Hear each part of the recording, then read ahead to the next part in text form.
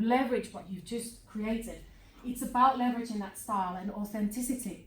So be who you are, but of course, when I say be who you are, and then some people say, oh, well, I just want to tell people how it is, and then that's it. Yeah, okay, great, because that really works well, doesn't it? It's work for you, because somebody else comes and shouts at you. So we want to be ourselves, but we want to be ourselves strategically, right? So we want to build a profile online, and you want to show things strategically. Prolific is a weird word. Anyone know what prolific means? What could it mean in personal branding? What is being prolific? You keep doing it. You keep feeding. You keep telling people who you are. You Yes. keep posting on Facebook or whatever it is Yes. you're using. Yeah. That kind of stuff is happening all the time. Totally. Thank you. Yes, absolutely. And it's also doing it in a certain way. So prolific is actually in the middle. We have mainstream, which is like, okay, let's use health and wellness. We've got health and wellness. Now, there's lots of coaches for health and wellness, let's say, consultants, whatnot, all kinds. If they just say, oh, our program is about eat your 5 a day, exercise 20 minutes a day, nobody cares, because this is old. This is old stuff. This is mainstream, it's boring.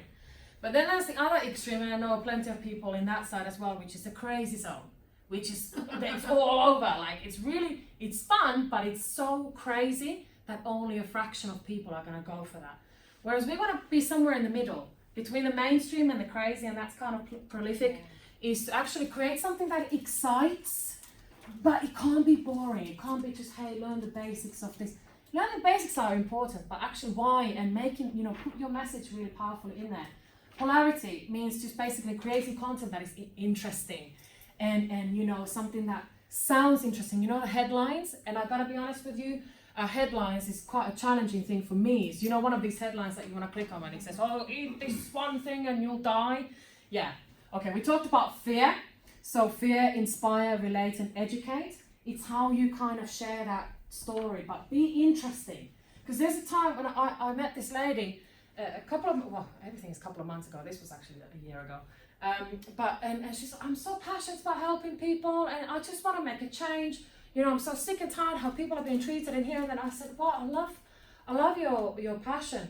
And I said, let's do a video, which is a total mood killer. Let's do a video about that, because you said earlier that you never do videos. So I put the video, and she's like, oh, okay. And I said, okay, let's do it. And I said, I'll be in the video. You know how I do the video. I said, oh yeah, let's talk. Tell me about your passion. She's like, I'm passionate about helping people to overcome.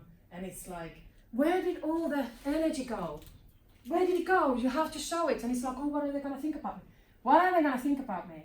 Us. We are in business. We have to put ourselves on the pedestal. No, what are they going to think about you when they see you coming across like that? Exactly. Why the hell are you doing this? We look at a lot of our YouTube videos, me and Ed as well, and when it's like, press this, click here. It's like, God. Especially if you're doing videos, you have to put the tone in it. Like, tone is really important.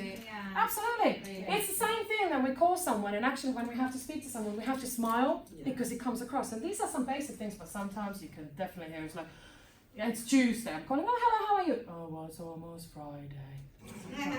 I really want to speak to you. It sounds like I'm nuisance to you. Yeah. But sometimes we do those things, but we don't realise it. Bad. But we have to realise it. I talked about expertise. We talked about that a lot. Movement.